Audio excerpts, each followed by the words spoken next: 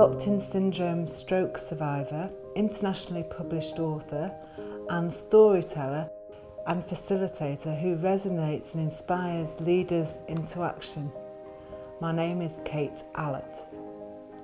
In 2010, I was a 70-mile-a-week fell runner. I was 39, had 3 young kids. The youngest was 6, 8 and 10. But I had a severe brainstem stroke. So I was put in a coma, and when I emerged from the coma, medically induced coma, I was considered vegetative. But actually that wasn't the case. I could think, feel, see, hear everything going on around me, assuming my head was pointing in towards the action, if you like. So I saw people not looking into my eyes to see whether I was really there. I saw people and heard people talking over me. It was very frightening, as they were changing my pad or giving me a bed bath or whatever else. But I had no way to communicate. Doctors, nurses not looking into my eyes. They were keeping me alive, and for that I praised them enormously. But talking over me as if I wasn't there. I had emotional and psychological needs. The fear, the boredom, the separation anxiety for my 3 kids who were only 6, 8 and 10 at the time. The wanting to die, listening to people screaming out in ICU, people dying. It was horrific. And it was one day my friend actually noticed a slight blink in a flutter actually from my eyelids.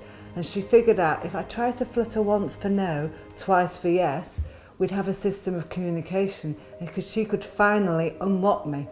It was an amazing moment for me.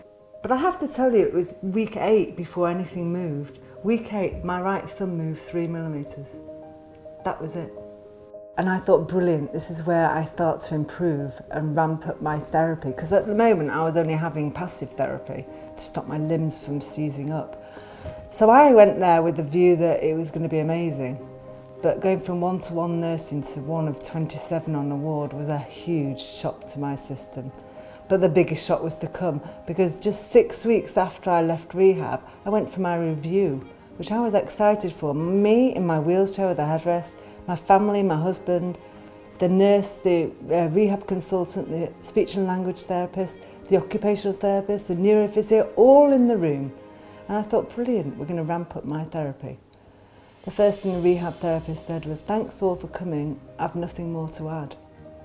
Next to him, the nurse said, no change, no significant improvement, the OT said. Again, no change, the neurophysio. My tracheotomy started blowing because I was getting distressed. The second thing that the rehab consultant said was, okay, so we need to be discussing discharge to a nursing care home. Now, that's when I really lost the plot. Blowing, and I had to be taken out of the room, hoisted back into bed like a sack of potatoes, and very distressed. And my friend, my partner in crime, Alison, got the letterboard out, and I spelt out 3 words that are in the book: stand by me. And she did, and has. So that's what I did. Every minute of every day, I decided I'd never stop working. Willing, trying to increase the range of my limbs, trying to bring back to life other lifeless limbs. I focus on my mouth, or my throat, or my arm, or my foot. I never stopped, repetitively, frequently, intensively, moving all the time, all day long, with just 10-minute breaks, never stopped. And they call it, I think Dr. Robert Teasel now discovered that, that's the repetitive, frequent, intensive movements are the key to stroke recovery. But I called it willing in my book. That's the non-medical term. So I set about working really hard, and you know what? I had lots of setbacks, huge amounts of setbacks, not least the video fluoroscopy. That was there design to test whether or not I was safe enough to eat and drink. I hated being nil by mouth, absolutely hated it. People would come in smelling of food and I'd want to lynch them. And when I failed the second time, and the doctor handled it really badly and had to apologise to me, completely floored me, because she quickly and swiftly said no change there after I'd been working tirelessly for months to improve my swallow. I was very distraught. It was my darkest time actually. But I had to pick myself up and refocus on what I was trying to do, which was walk out of hospital, which would require me walking 4 times further than I'd ever walked in rehab. But I wasn't not going to fail. And do you know what I did? I walked out of hospital against every expectation. My expectations were always different to the nursing staff and the doctors. They'd never heard of anyone with my level of injury recover in any way, shape or form like I had done. But then they also hadn't had someone as motivated as me. For the last 8 years, I have been tirelessly helping people, strangers all over the world, improve to be the best they can be after their locked-in syndrome.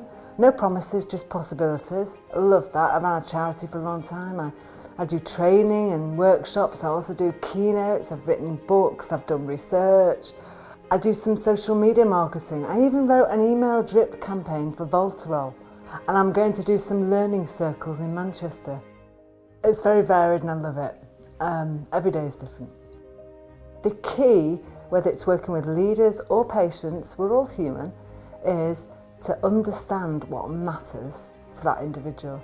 Now for me, it was hugging my kids and running again. And I did do it, both. For the people, it might be walking the kids down to school or just being able to watch the kids grow up. Or, you know, I think what's really important to a lot of leaders has been, there's a lot they want to say, but they don't say it. So I think there really needs to be a safe space for people to share their ideas and to work collaboratively to make improvements. No one believed I could do anything of what I've done, and I surprised myself. But I've thought differently and I found a different way to get from A to B that might not necessarily be the way everybody else goes, but I found a way to get there. And I've failed a lot, but I've learnt more from failing than I've had any of my successes. And I always live by a quote, my favourite quote, and it's my hero, Winston Churchill. Success isn't final, failure isn't fatal, it's the courage to continue that counts.